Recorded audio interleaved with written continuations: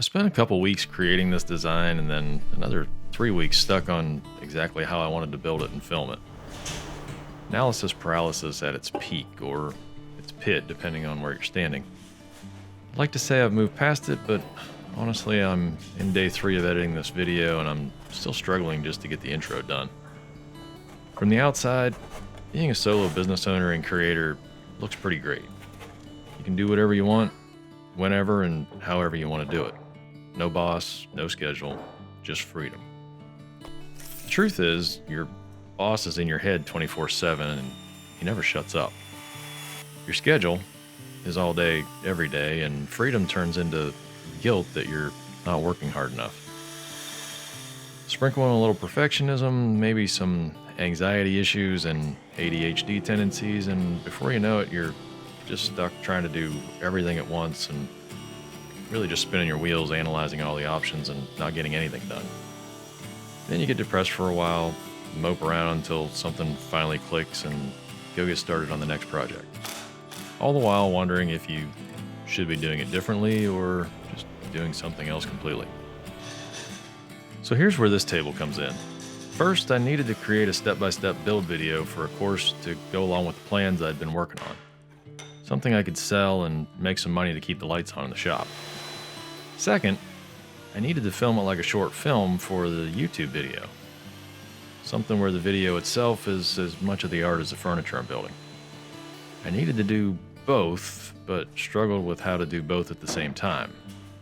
Finally, I realized the only option would be to build and film it twice, but then which one do I start with first?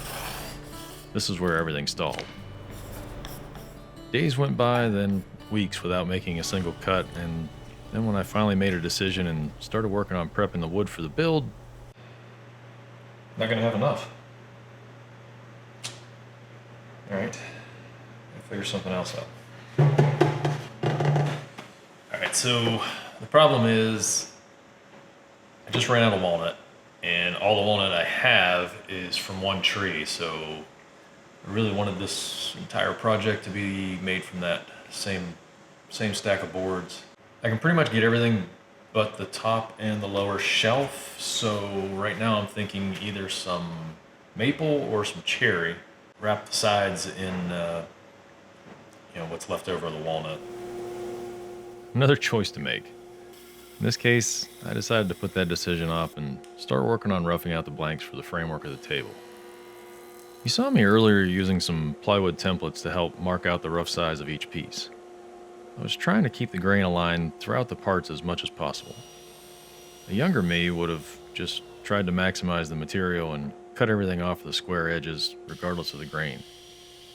Unless there was an ugly defect in the wood, I'd use it as it was and may have even had enough for the whole table that way.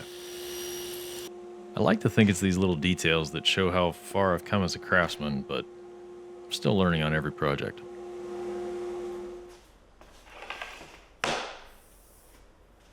Alright, so I've got all of my framing parts roughed out, and just as I suspected, this is all I have left to do the top and the lower shelf, and it's not quite enough. So I did come up with some ideas.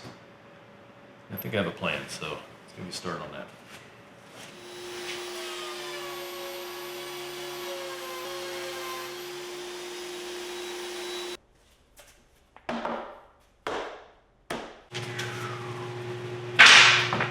To spice it up a little bit.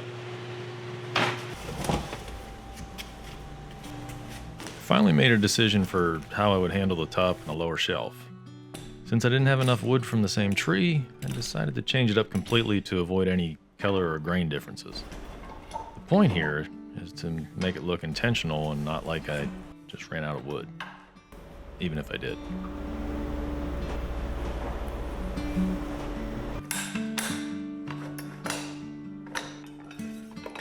Another thing I would have never done in the past is mix wood species on the outside of a project. Now, it feels like an opportunity. A way to add character with contrasting colors or some different grain. I was falling back into my old pattern on this one, so running out of wood actually pushed me to do something different. In the end, I think it's going to make for a much better piece than if we'd have just done all walnut.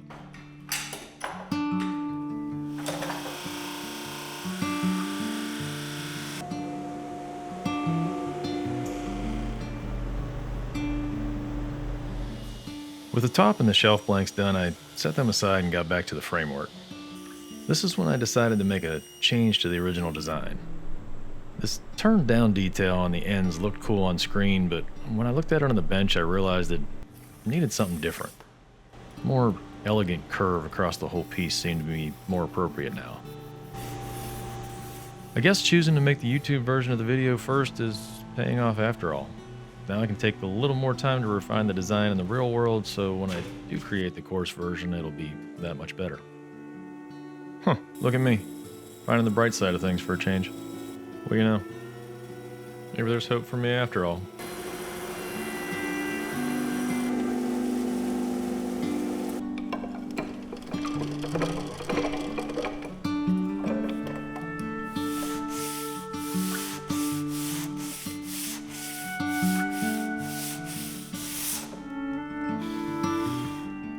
This is where the perfectionist in me just can't let go.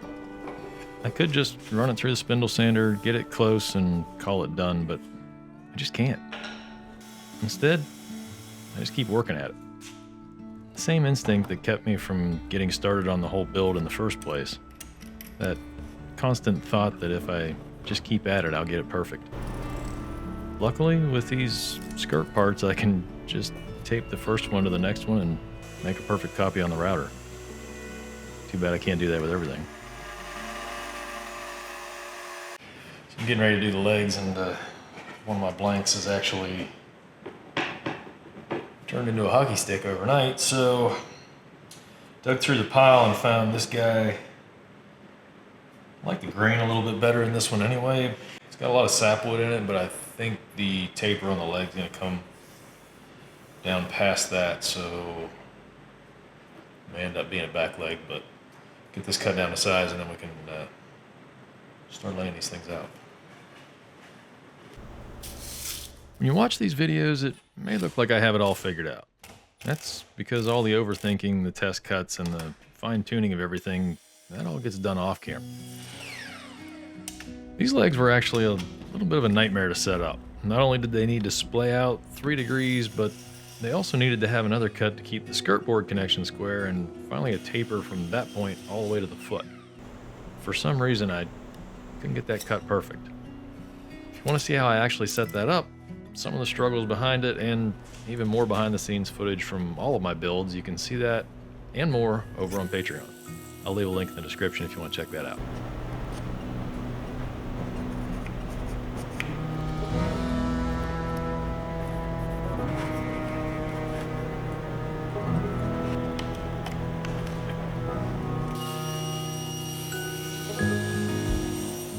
I need to glue the frame together in 2 stages, so I'm not fighting with the angles of the legs and trying to keep everything else square at the same time.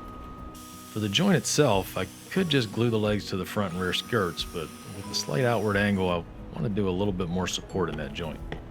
If I had a domino, I'd probably use it here, but, well, I don't. So, it's the old biscuit joiner and some tiny little face frame biscuits. But hey, Festool, if you're watching, call me.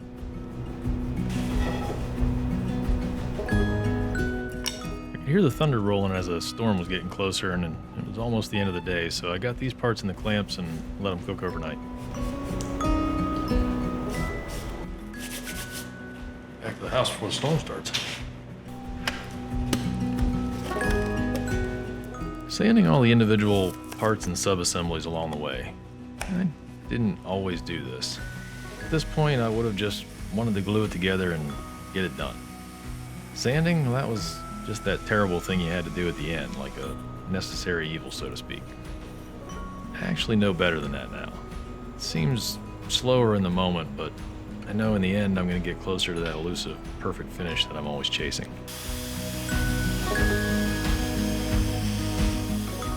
Cut some more biscuit slots to tie in the end skirts and the leg spreaders, and then I just need to get the whole frame together before the glue dries. Sounds simple enough.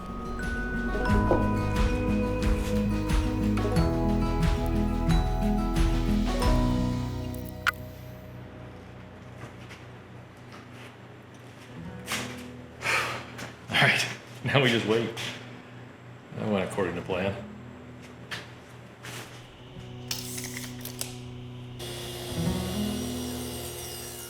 top and the shelf still need to be cut to their final sizes and attached before I blow it all apart for the final finish.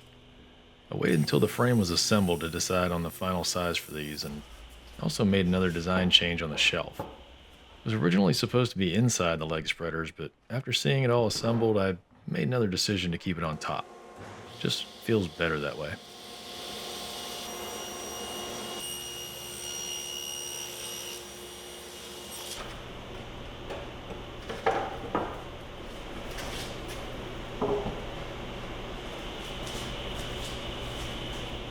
To hold the top on, I decided to try these figure eight fasteners instead of the Zeke style clips that I've always used. I like the fact that they're screwed on both ends rather than just acting like a clamp in a slot that seems to always come loose.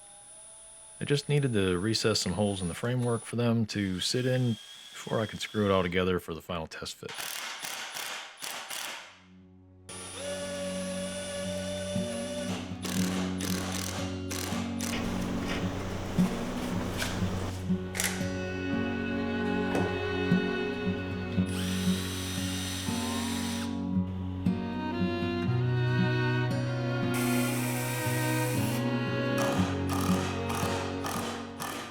All right, tear it apart. Stand it up.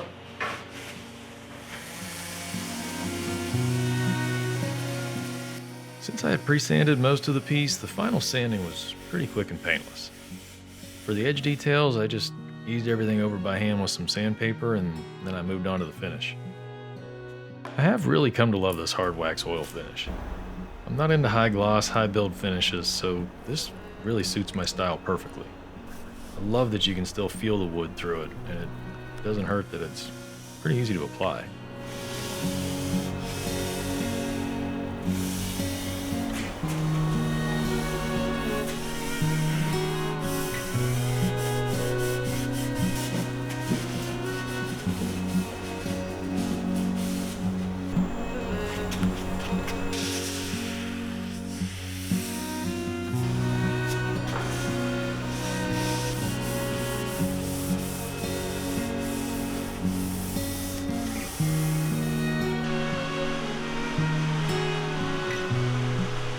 It's the morning of the final assembly, and of course, it's raining. Pretty fitting end to a drawn out and overthought project. Just need to reinstall the top and the shelf, then I can wrap the whole thing up and take it to its new home.